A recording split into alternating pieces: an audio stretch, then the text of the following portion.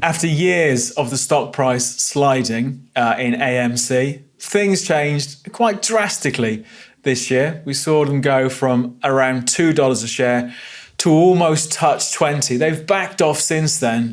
But what could be in store next for the stock price of AMC? Higher from here or back down towards $2? I thought it'd be interesting to look at AMC, given their longer term decline over the years. We've got this chart going back to 2017 or 2016 when the stock price was around $35 a share, recently traded below $2. Then, of course, in January, all this changed. We saw the price surge up, almost getting as high as $20, backing off since then, plenty of volatility, falling back towards $5. But we have seen them recover. So I thought, let's talk about the reasons why this has happened, the fundraising they did recently, and what this might be for the stock price going forward. So as usual, I'll talk a bit about what's been going on with AMC longer term and more focused on the last few months, and we'll come back and have a look at this in a bit more detail. Hello, I'm David Jones from Capital.com, and I thought this time round on our stocks channel, let's take a look at what has been a popular stock this year, AMC Entertainment Holdings. You might remember it got caught up in the Reddit Wall Street bets mania in January of this year, saw the stock price surge. So I thought, well, let's see what's been happening since then. So as usual in this video, I'll talk a bit about some of the recent news around the stock. We'll look at the levels, then we'll jump back onto the platform and take a look at things in more detail and see what the technical outlook looks like. If you're watching this and you haven't subscribed, if you could click on subscribe. It's a new channel for us. We want to continue pushing out lots of content throughout the week. So if you subscribe, it does help support the channel. Right, let's get into it and take a look at AMC in a bit more detail. So in case you didn't know what they did, it is an American cinema chain. It's the largest chain of cinemas in the world. That is AMC Entertainment's business. It's not been the greatest time for shareholders if we went back over the last few years.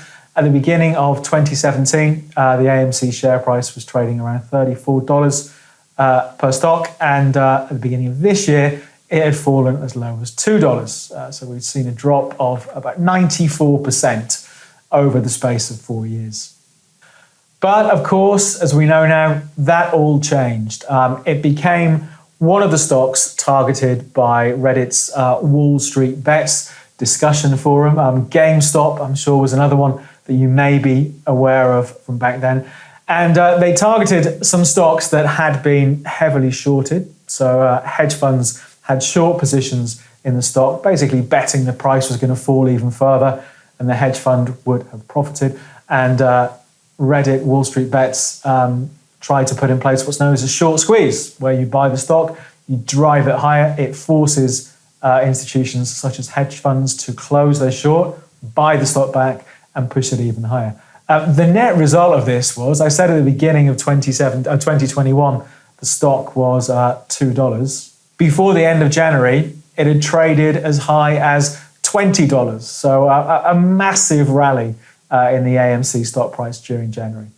Since then, things have calmed down. We've seen an awful lot of volatility, and we'll take a look on the chart in a second. So still some crazy swings after that surge from $2 to $20 a share. But the company has also benefited from the rise in its stock price. So AMC reported that it sold $400 million, slightly more than $400 million worth of its own stock at an average of just below $10 a share. And it's going to use these fresh funds as a way of helping its business ride out the effects of the pandemic. Not surprisingly, of course, being a cinema chain, it's been really hard hit by the coronavirus over the last 12 months.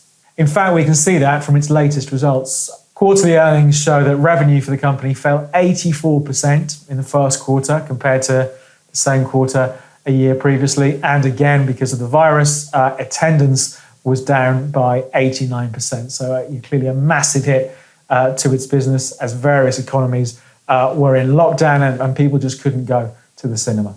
So it's raised $400 million plus from a share sale, but plenty of analysts say that actually the company is still overvalued where the stock is trading now, pointing to the amount of debt the company carries, something like $5 billion says that actually the stock price should still be a lot lower. We'll see how this plays out over the next few months, but let's talk about the levels to watch. I suppose the ultimate level so far for this year is that major high hit in January on the Reddit activity, up at $20.35 a share. After that, we've got a bit of a barrier fairly close to where we're trading now. And that comes in from March, the March high at $14.55. On the downside, because of the volatility, big levels, major areas of support are a fairly long way away. I think the first of these, April lows, coming in around $8.30. But as usual, let's put a bit of color on these numbers. Let's take a look at the AMC stock chart in a bit more detail. I think I'd have to start off by saying it is difficult to apply technical and chart analysis to a market that's moving like this, or that has moved like this. You know, it went from $20 on the 27th of Jan, and then, well, not even a couple of weeks later, it was down at $5. This is incredible volatility. We have seen it calm down somewhat over the last few weeks or so. So maybe that's the area to focus in. I've put a 20-day moving average on this. You can see clearly where all the Reddit Wall Street Bets excitement started in the last week of January and then just gapped up. So it closed on the 26th of January below $5 a share and then opened around $15 a share the very next day. So it's a difficult one, I think, to trade or invest in sensibly when we're seeing moves like this. So the 20-day moving average, technically it did give a buy signal back on the 19th of January when the price finally moved above it, but didn't give a sell signal until here.